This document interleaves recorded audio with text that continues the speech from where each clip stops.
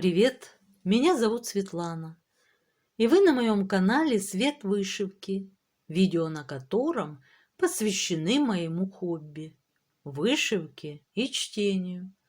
Хочу, друзья, разнообразить ваше время путем подачи информации, которая, на мой взгляд, интересна.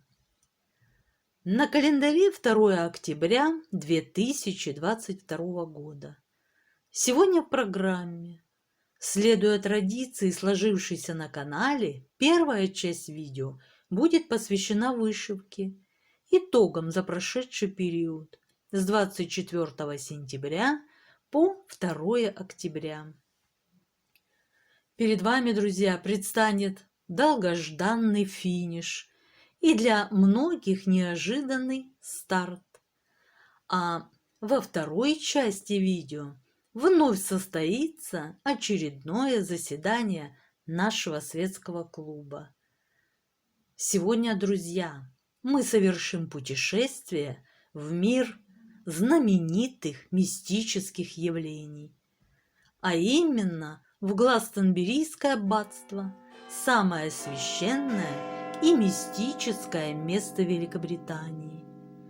В 1907 году английский археолог и церковный архитектор Фредерик Блайбонд предпринял археологические раскопки на территории монастыря. В качестве эксперимента решил привлечь к работе своего старинного приятеля, капитана Джона Барлета, личность незаурядную и загадочную, обладавшую спиритическими способностями. Дар капитана был поистине феноменальным. Он утверждал, что, погружаясь в транс, способен получать и фиксировать в письменном виде сведения из прошлых времен. А пока, друзья, вернемся к первому пункту нашей программы – к вышивке.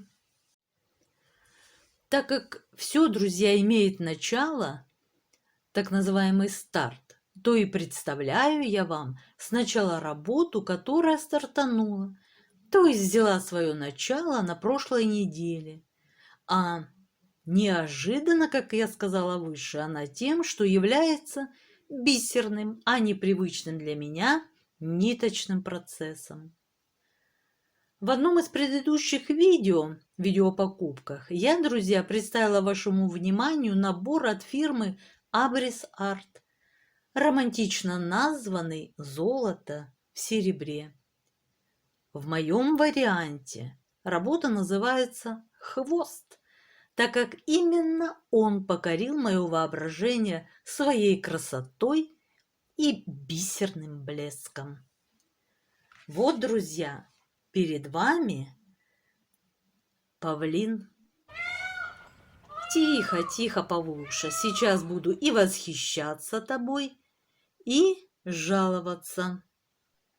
Как видите, друзья, мне таки удалось уже воспроизвести часть непревзойденного оперения Павлуши. Результат потрясающий, как на мой взгляд. Сейчас я приближу к вам эти микро-микро бисеринки. Есть покрупнее бисер, а есть мелкий-мелкий. Вот такое оперение нашего сказочного павлинчика. В набор входит, друзья, я напомню, основа для вышивки. Это холст, как видите, с нанесенным рисунком, требующий, однако, бережного отношения. Весь необходимый бисер, инструкция и иглы. Что важно, иглы разные, как для пришивания бисера обычного размера, так и для микробисера. Павлуша вначале капризничал. Вышивка давалась очень тяжело. Поколотые пальцы, погнутые иглы, испорченные нервы. Все это было. Но потом мы с ним начали договариваться. Он же красавчик. и хочет побыстрее продемонстрировать во всей красе свой незаурядный хвост. Поэтому работа началась, идет потихоньку, но главное, друзья, что идет, сейчас я вам чуточку поподробнее, да. Так, как выше сказано было, в работе используется бисер разного размера. Например, микробисер, вот он, в окончаниях хвостовой части павлина. О, хорошо видно, сфокусировалась. Ну, это, конечно, отдельная тема. Холст сам по себе, как оказалось, основа труднопробиваемая. Я скорее пробиваю ушком иглы пальцы себе, чем основу, чем этот холст. Ну, конечно, есть места, где без осложнений входит игла, а есть, где ну ни в какую. От этого и согнутые иглы, как я говорила, и пробитые пальцы, и куча нервов. Ну, вот, например, что стало с микроиголочкой. Вот сейчас я вам продемонструю. Зараз. Вот, например, что стало с микроиголочкой. Вот ввести ее, допустим, необходимо именно в данном конкретном месте. И начинаешь эти координаты либо буравить хрупкой вот этой иглой, либо слегка смещаться в сторону, а при этом нарушается плавность линий. Но здесь хорошо, здесь, допустим, плавность линий прозрачного хрустального микробисера, она не соблюдается, это такие пушинки хвоста, перьиночки, а вот бисер, который коричневатый, так, с отливом, вот здесь необходимо ровненькие такие дорожки, чтобы были. И сложности, конечно, как вы видите, у меня возникали с прокалыванием холста. Ну, видимо, потому что нет навыков еще у меня достаточных. Работа, видимо, не для новичка. Ну, ничего, справимся, да? Еще одна сложность заключается во вдевании нити в микроиголочку.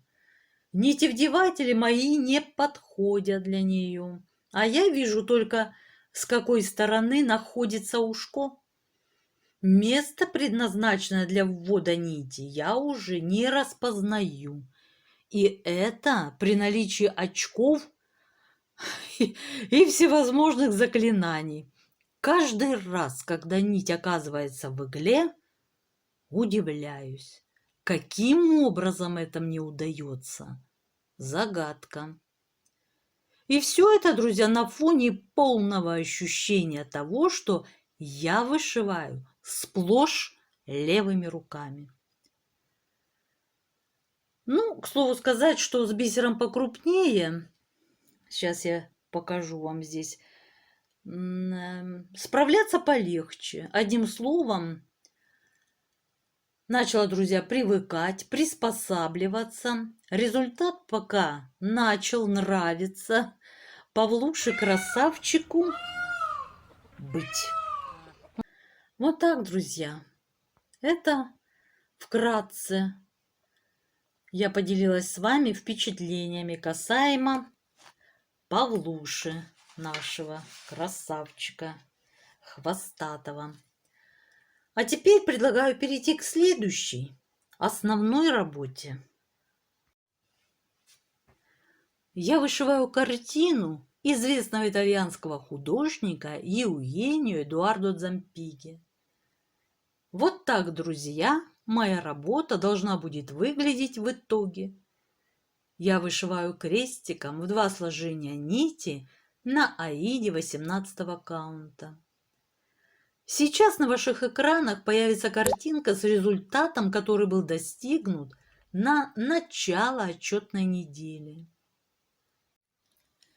А вот так, друзья, моя работа выглядит сейчас, на конец отчетного периода. Как вы видите, розочка подошла к финишу. Все, не могла остановиться, думала сначала вышить следующую часть и остановиться, приступить уже наконец-то к павлину. Но, как вы знаете, я очень люблю финиши, окончание работы. Да, я люблю вышивать, мне это нравится, интересно, но очень нравится заканчивать работы. И поэтому решила захватить оставшийся кусочек.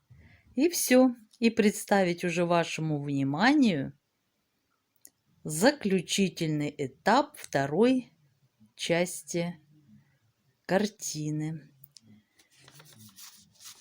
Так, друзья, за 3,5 дня мне удалось осилить 3764 крестика.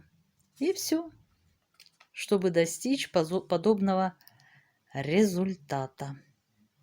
Да, нравится мне, как выглядит работа в итоге. Сейчас снимаю не на штативе, в руках, поэтому ходуном ходит, наверное, картинка, друзья. Но не удержалась. Вот только-только я вышла останний крестик и тут же сразу решила все это зафиксировать для вас, порадоваться вместе с вами. Ну что, теперь ждет масштабная, так сказать, перемотка, борьба со станочком. Но я уверена в своей победе. Перемотаю, куда оно денется. И вот насколько интересный эффект вышивки многоцветных работ. Когда вышиваешь близко-близко, вот, ой, тень падает. Сначала вообще непонятно, что ты шьешь, какая-то серая тоска. Нет, ну я понимаю, что пол. Ну вот как-то все как-то скучновато. Но стоит немного отойти, и все. И пресловутое волшебство многоцветных работ. Все мы тут же видим. Объемные плиты, пол. Причем он смотрится не плоским, а именно объемным. Красота, красота. И все. И уже забываешь, сколько усилий было потрачено, сколько этих единичек, крупы и прочего-прочего. Результат потрясающий. Мне нравится, друзья. Я рада. С радостью, конечно, продолжу третью часть, которая называется «Анна». А теперь, друзья, наступил момент, которого мы все с нетерпением ждали. Это встреча с уже полюбившимися нами персонажами картины. Итак, друзья, спешу поделиться с вами красотой, которая у меня получилась на канве. Ну что, друзья, вот так выглядят 73,5% готовой работы. Для того, чтобы визуально легче было определить масштаб картины, я положила рядом превью формата А4. Вот так, друзья, и как видите, нам осталось всего ничего. Нам осталось вышить 64 158 крестиков, а вышито уже 177 762 крестика. Да, друзья, напомню, да, я вышиваю крестиком 2 сложения нити на аиде 18 каунта. И вот здесь будет заканчиваться третья часть, которая называется «Анна». Вот так мы уже видим ее руку, ее ногу. Да, приспособление для рукоделия. Она, как и мы с вами, рукодельница. Вот так, друзья. Джузеппе рад и счастлив снова с вами встретиться. Розочка. Ой, как я уже долго ждала этой встречи. Снова встретиться с персонажами картины. Курочки, Пеструшка, вся в делах, как обычно.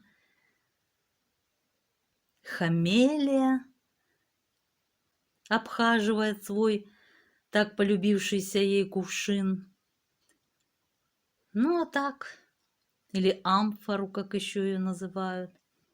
Рябушка внимательно на нас с вами смотрит и спрашивает, не забыли ли вы сказку о курочке Рябе, которую я вам тоже рассказывала. Почему и дед плакал, и баба плакала. А и курочка обещала им снести яичко не золотое, а простое. Помните, это выпуск об Иване Грозном, да. И там как раз мы поднимали тему нашей рябушки. Ну вот так, друзья. Вот так любуюсь сейчас вместе с вами. Смотрю на экран. Мне нравится то, что я перед собой вижу. Итог, на мой взгляд, потрясающий, друзья. Радостно от встречи с нашими дорогушами и одновременно чуточку грустно, так как встреча коротка, и они вновь будут отправлены в свой мир героев картин. Будут смотаны и натянуты на станок. Да, им предстоит терпеливо дожидаться следующего персонажа, члена семьи, их дорогой Аннушки. Я буду стараться максимально приблизить их встречу. На следующей неделе, надеюсь, стартанет третья долгожданная часть картины. А теперь, друзья, приглашаю всех перейти ко второй части видео. Клуб любезно распахнул перед нами свои двери. Настраиваемся на нужный лад и отправляемся в мистическое прошлое.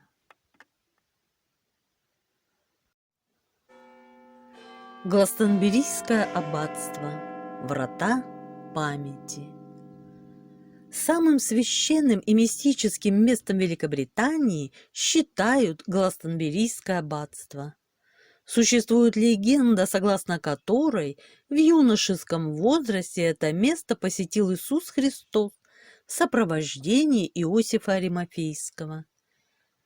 Один из самых ранних английских историков Гилдас, VI век, предполагал, что Господь побывал в Гластонбери с целью медитации.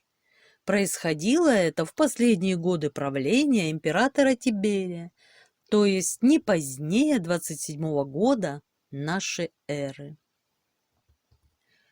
Римляне завоевали британские острова в I веке нашей эры и владели ими вплоть до начала V столетия. В те далекие времена самому Риму угрожали орды готов, поэтому римляне вынуждены были покинуть колонию. Спустя полвека на Британию обрушились германские племена.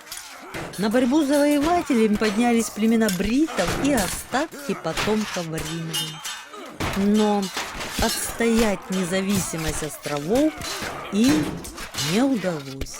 К концу VI века завоевание саксами основной части Британии было завершено. Согласно древним преданиям, по поручению Филиппа, первого епископа Иерусалима, на Британские острова отправился Иосиф Аримафейский, который основал там небольшое аббатство и построил церковь. Считалось, что Иосиф привез с собой священные реликвии, святой Грааль и копье сотника.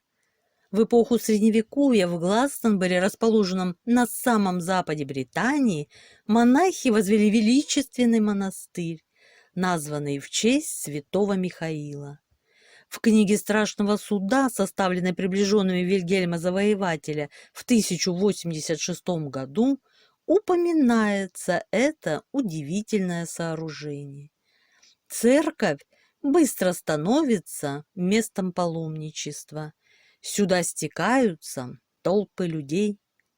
Аббатство возвышалось над окружающими болотами, и его прозвали Авалонским островом.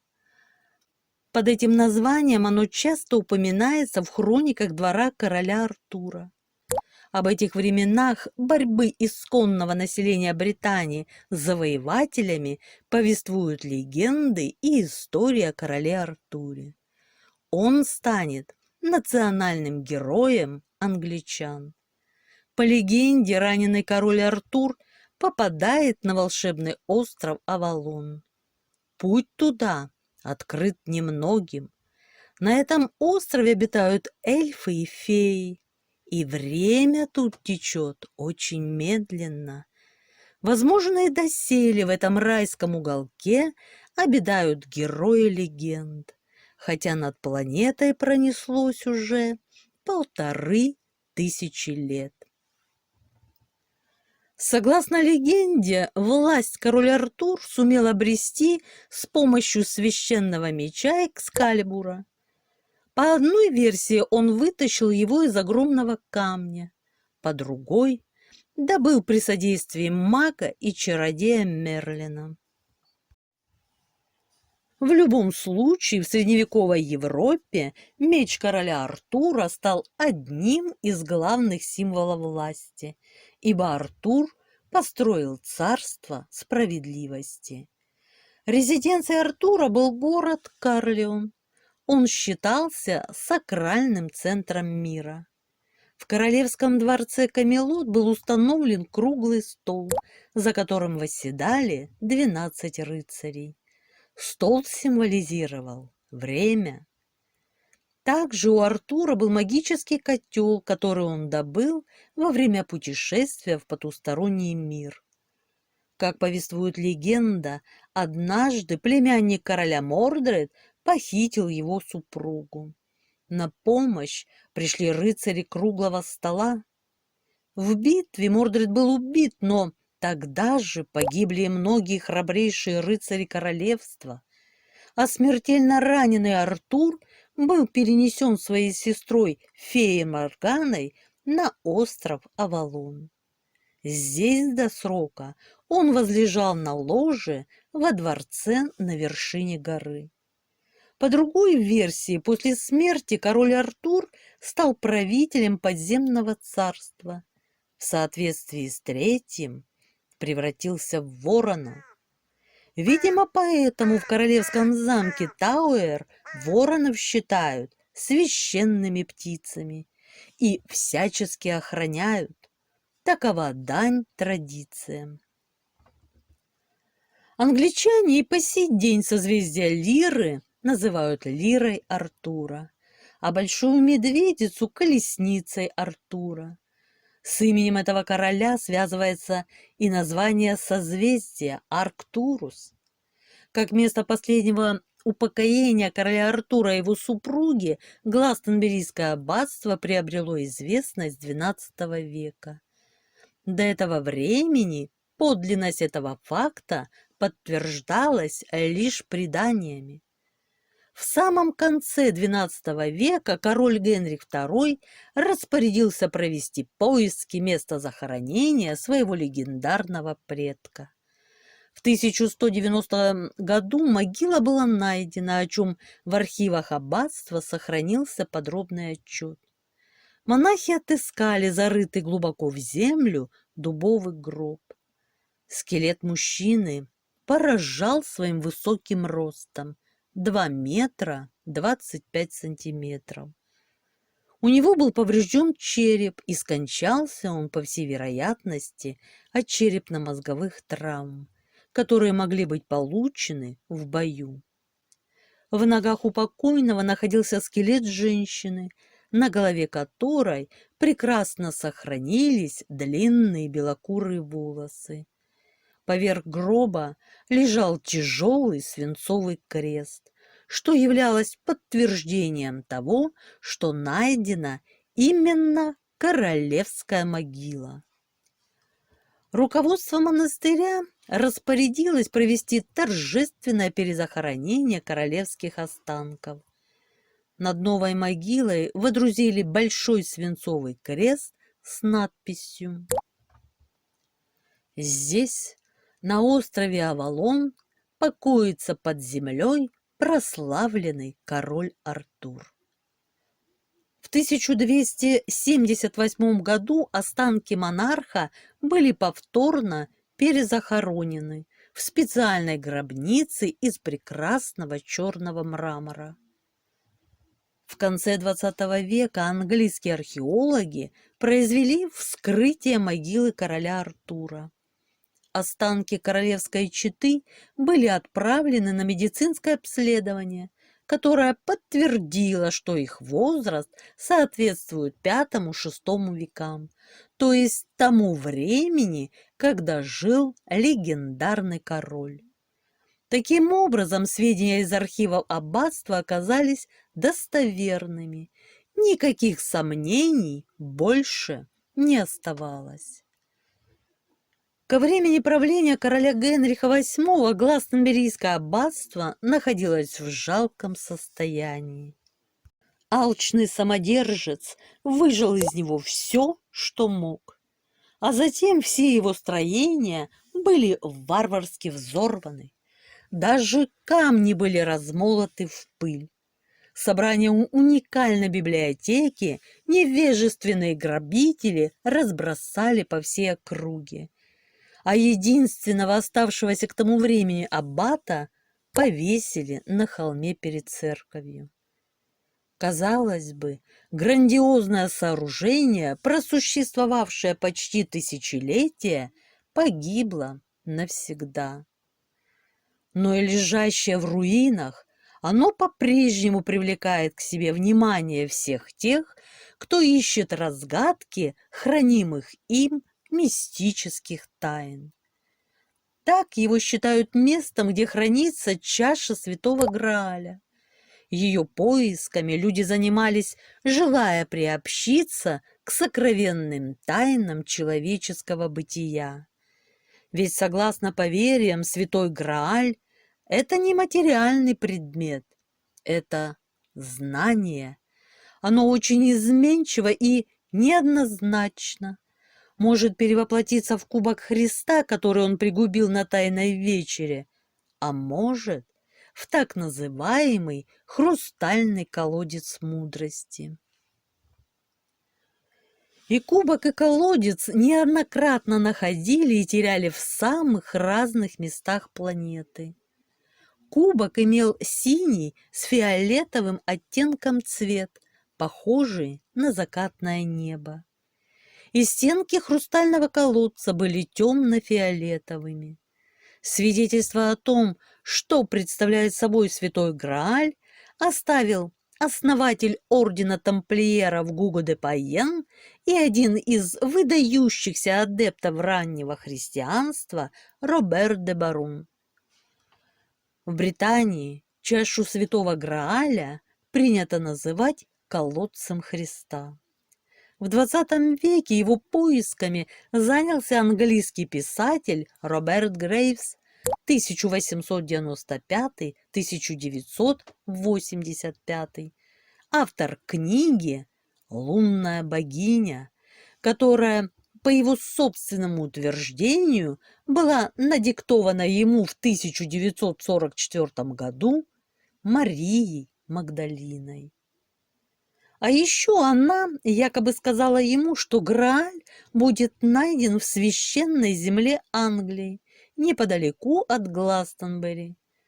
Поскольку поисковая экспедиция требовала немалых денег, Грейвзу необходимо было выгодно издать книгу. Решением этих вопросов он и занялся незамедлительно. И вот тут-то началась форменная бесовщина.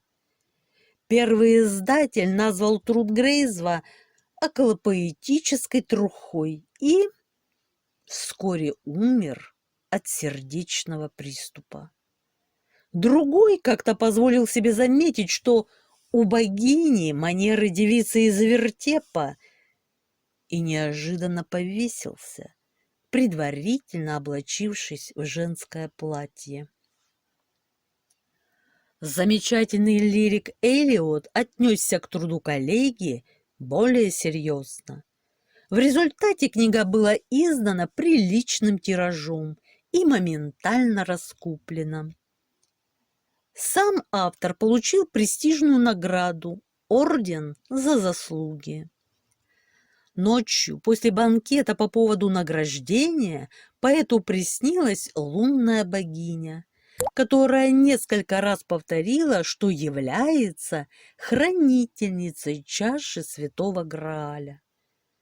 Организованная Робертом Грейзом экспедиция продлилась всего неделю. Поэта словно кто-то наводил на те места, где необходимо было копать. По легенде, Святой Грааль должен был находиться в могиле короля Артура. Колодец же нашли совсем в другом месте, в 100 милях западнее от предполагаемого первичного захоронения. Вот как описал свою чудесную находку сам поэт. Хрустальная лиловая воронка колоссальных размеров, совершенно пустая, но навевает впечатление, что наполнена густой кровью. Дыша испарениями колодца, ароматами меда и цветущего вереска, поневоле начинаешь понимать, что это совершеннейшее творение Всевышнего может и отвести безумие, и приблизить к нему, и привести смерть, и даровать бессмертие. Но выше всего прозрение. Соприкосновение с Граалем позволяет знать все обо всем. Но знание это уносится легчайшим ветерком, как только в душе рождается иллюзия всеведения. Я не могу измерить время моего обладания Граалем. Грейвс дал наказ землекопам засыпать колодец, чтобы он стал недоступен для других. Впрочем, и сам он потом утверждал, что не ведает, где находится это заветное место. Поэт прожил долгую жизнь. Умирая, он завещал, чтобы с его рукописями ознакомились только через 5 лет после его смерти. Все ждали сенсации, но прочли вот что. «Мне нетрудно, ибо дары истины приходят свыше». Но рассказ о Гластонберийском аббатстве будет неполным, если мы не вспомним также и о событиях, произошедших ранее, чем раскопки Грейвза. В 1907 году, когда руины Гластонберийского аббатства были выкуплены государством, английский археолог и церковный архитектор Фредерик Блай-Бонд предпринял археологические раскопки на территории монастыря. Он хотел установить местонахождение и размеры 2 когда-то существовавших там часовен. Одна была воздвигнута в честь Эдгара Мученика, вторая – в честь Божьей Матери из Лоретто. Никто не знал, где они раньше стояли и как выглядели, поскольку эти постройки лишь упоминались в ранних описаниях аббатства. Таким образом, у археолога не было отправной точки для раскопок, а поиски в старинных архивах существенных результатов не дали. Конечно, без конкретных сведений начинать земляные работы не было никакого смысла. И тогда Блайбонд в качестве эксперимента решил привлечь к работе своего старинного приятеля капитана Джона Бартета, личность незаурядную и загадочную, обладавшую спиритическими способностями. Дар капитана был поистине феноменальным. Он утверждал, что, погружаясь в транс, способен получить и фиксировать в письменном виде сведения из прошлых времен.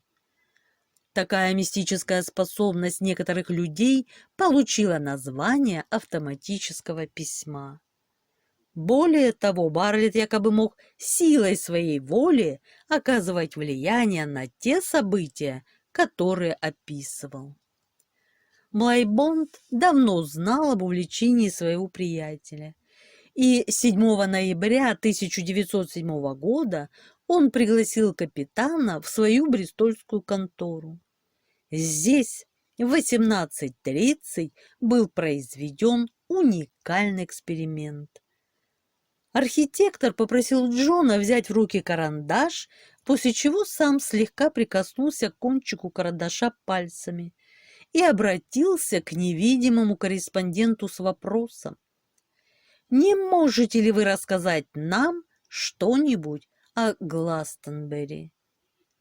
Ответа не последовало.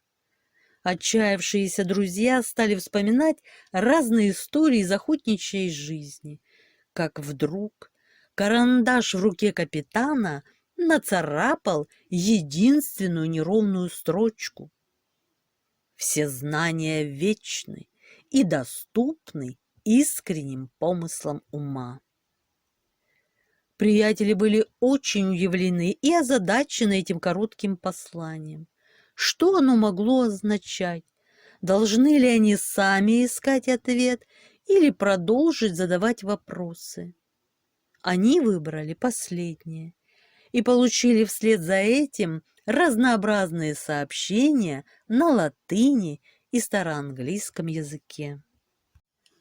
Особенно важным было послание на так называемой вульгарной латыни, которой пользовались много столетий назад. В нем говорилось, что часовню Эдгару-мученику возвиг аббат Бэйр. Потом ее перестроили, этим занимался аббат Уайтинг, последний хозяин Гластонбери. После этого предложения рука Джона стала медленно вычерчивать контурную карту верхней части аббатства. На схеме появилась странная по форме фигура. Инстинктивно Блайбонд почувствовал, что это один из объектов поиска. Он спросил, не часовня ли это? Очень медленно, буква за буквой, карандаш в руках капитана написал ответ. Да, это часовня Эдгара-мученика, давно разрушенная и затерявшаяся. Вход через перегородку в заднюю часть алтаря 5 футов. Часовня тянется на 30 ярдов к востоку. Кладка каменная, горизонтальная. Свод вероподобный. Окна с фрамугами и голубым стеклом. Загадочный информатор из потустороннего мира назвал себя Вильгельмом-монахом. Конечно, археолог мог бы отнестись к этим полуразборчивым записям как к странной шутке. Однако дальнейшие события подтвердили всю серьезность происходящего. Пользуясь указаниями загадочного монаха, рабочие вскоре раскопали в восточной части территории монастыря остатки сооружения протяженностью 90 футов.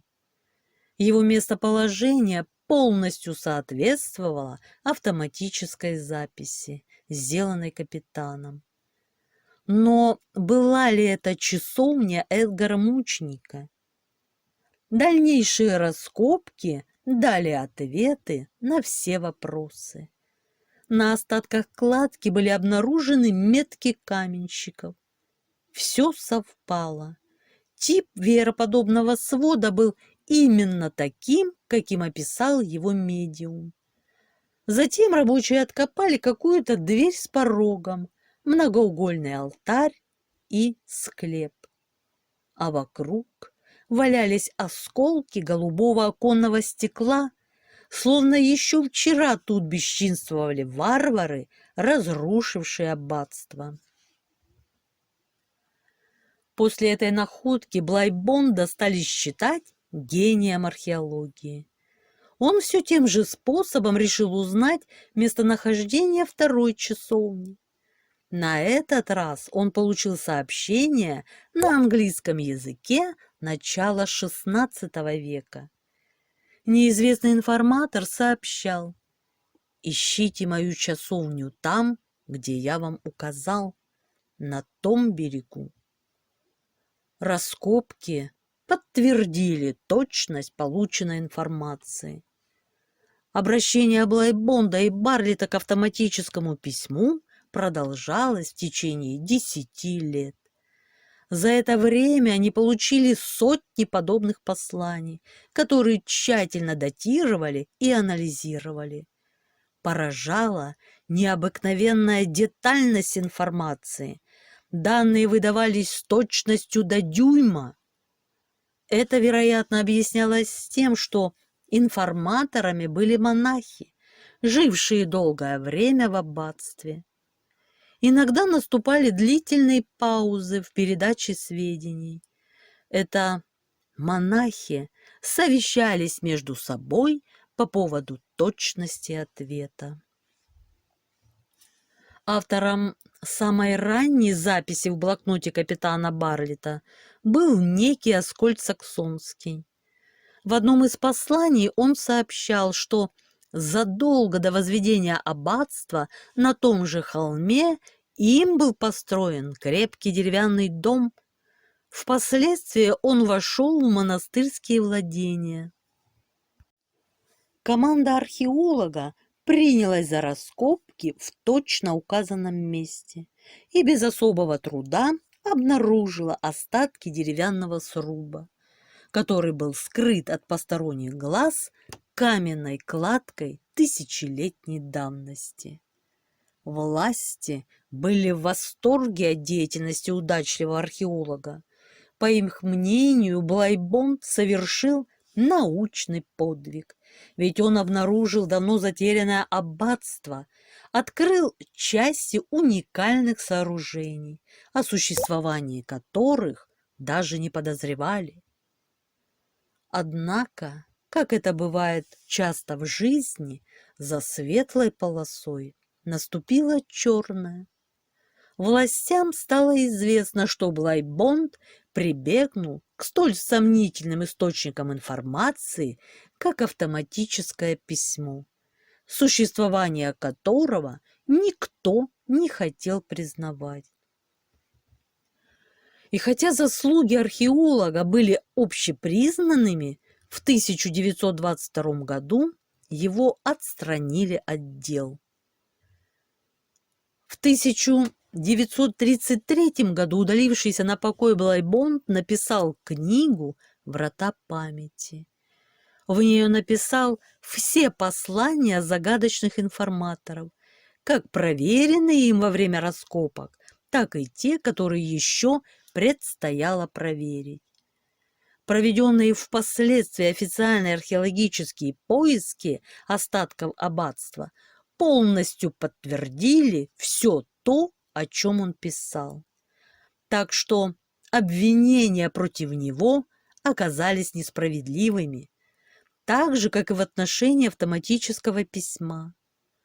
Кстати, подобное явление было давно знакомо ученым, которые дали ему второе название – психографика. Правда, с научной точки зрения, человек, выступающий в качестве приемника потусторонних сигналов, смотрится неубедительно. Считается, что слишком силен здесь фактор субъективизма, и поэтому невозможно точно определить адрес источника информации. То ли это наше подсознание, то ли единое информационное поле, а может все же загробный мир. Ученые пытаются прояснить ситуацию с помощью современных приборов и аппаратуры. Оказывается, что подобные попытки осуществляли и выдающиеся изобретатели. Так в архивах комиссии «Феномен» сохранились интересные данные о том, что Томас Эдисон в свое время работал над созданием радиоустройства для связи с потусторонним миром. Но безрезультатно. Такая же неудача постигла и гениального итальянского радиотехника Маркони, который пытался сконструировать приемник для фиксации разговоров душ умерших людей. Между тем, сообщения о письмах с того света, загадочных телефонных звонках от давно ушедших от нас людей нередко появляются в средствах массовой информации и в наши дни. Наряду с этим сообщается и о других феноменальных явлениях такого же рода. Некоторые люди неожиданно начинают разговаривать на языке далеких предков, читают в оригинале стихи средневековых поэтов и тому подобное. Природа таких феноменов неизвестна, хотя существует множество гипотез, стремящихся их объяснить. К примеру, материалисты видят причины их в нашем подсознании, которое порою может вырываться из-под контроля разума и проявлять себя столь странным образом. Парапсихологи считают, что психографика – один из способов, с помощью которого обитатели потустороннего мира выходят с нами на связь. А может, это еще одно подтверждение религиозного постулата о бессмертной человеческой душе. И, может быть, за гранью все же что-то есть?